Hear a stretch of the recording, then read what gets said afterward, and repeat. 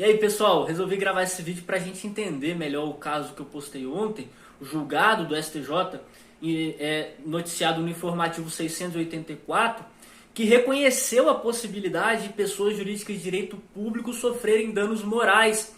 O caso concreto versava sobre o caso Georgina de Freitas e que teve a participação de diversos agentes públicos, de advogada, enfim, que cometeram ali diversas fraudes contra o INSS em benefícios de aposentadoria. Funcionava da seguinte maneira: a advogada solicitava novos cálculos em juízo e aí era designado um contador, esse contador já apresentava cálculos muito superiores do que o devido, o procurador do INSS anuía a esses cálculos, o juiz expedia ali o requisitório de pequeno valor, o precatório de maneira muito rápida, e aí quando esses valores eram recebidos pela advogada, ela não repassava aos beneficiários. Então era uma organização criminosa que trabalhava e que cometeu fraudes que geraram prejuízos que estima-se em mais de 20 milhões de dólares à autarquia, ao INSS.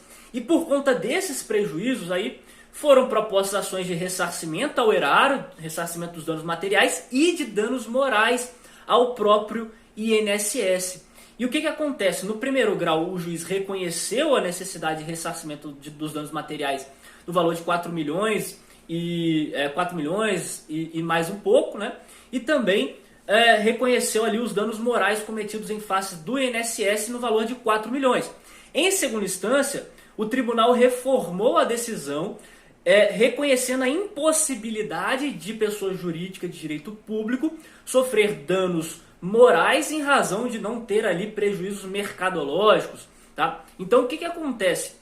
Esse caso chegou ao STJ e o STJ ele reconheceu a possibilidade dessas pessoas jurídicas de direito público sofrerem danos morais, tá? Mas ele não condenou as partes nos danos morais, ele apenas reconheceu essa possibilidade, anulando o acordo e devolvendo o processo para que o tribunal julgue novamente de acordo com essa premissa, qual seja a possibilidade de pessoa jurídica de direito público sofrer dano moral. E quais foram os fundamentos dessa decisão? Em primeiro lugar, o STJ disse que esse caso ele não se amolda aos precedentes da Corte, porque os precedentes da Corte eles versavam sobre liberdade de manifestação, liberdade de pensamento. Foi o caso de notícias veiculadas ou de críticas feitas por meio do rádio, da televisão, às gestões municipais. Esse caso estava dentro da liberdade de imprensa. Teve também o uso da logomarca do IBAMA de forma indevida, também o STJ entendeu que não houve dano moral.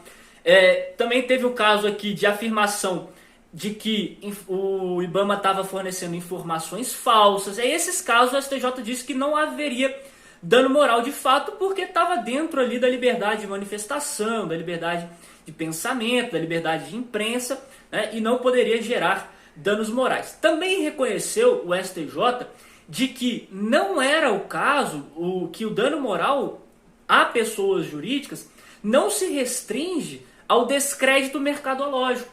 Ele também pode ser verificado no caso de violação da honra objetiva, ou seja, a forma como as pessoas enxergam aquela instituição. Então, nesse caso, a gente tinha ali um caso de violação da credibilidade do INSS e da própria justiça, né? Da credibilidade ali do INSS, da reputação do INSS, né? Além disso, o STJ reconheceu a possibilidade de haver ali danos reflexos à coletividade, tanto aos segurados que perderiam a confiança, que certamente perderam a confiança no próprio INSS, na justiça, enfim, e que toda essa situação narrada, todo esse caso concreto narrado não pode ficar sem resposta da justiça.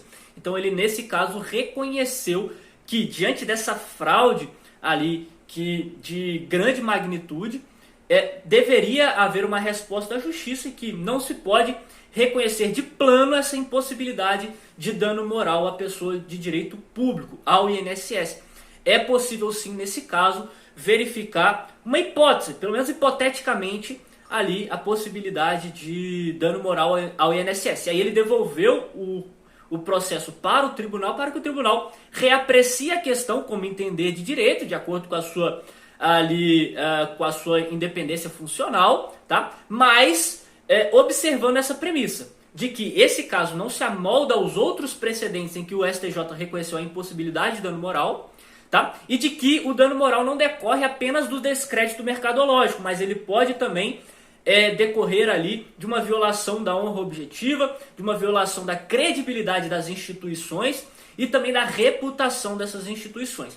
Então foi essa decisão do STJ que eu acho que agora fica um pouco mais esclarecido. E como é que isso pode vir em prova? Pode vir em prova de várias maneiras.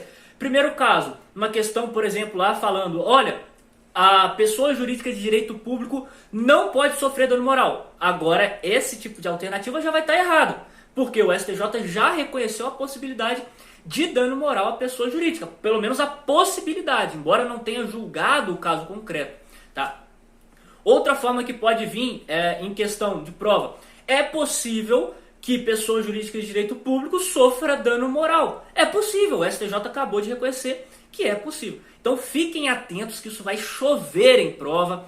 É um caso polêmico, é um caso que o STJ vinha numa direção em outros casos, mas nessa hipótese ele reconheceu uma distinção, que se chama de distinguish ali dos precedentes, né, da própria corte. Então é um outro caso diferenciado e que já se pode falar agora em danos morais a instituições públicas, a entidades públicas, órgãos ou entidades administrativas. Ok, pessoal? Espero que tenha ajudado vocês e até a próxima. Grande abraço.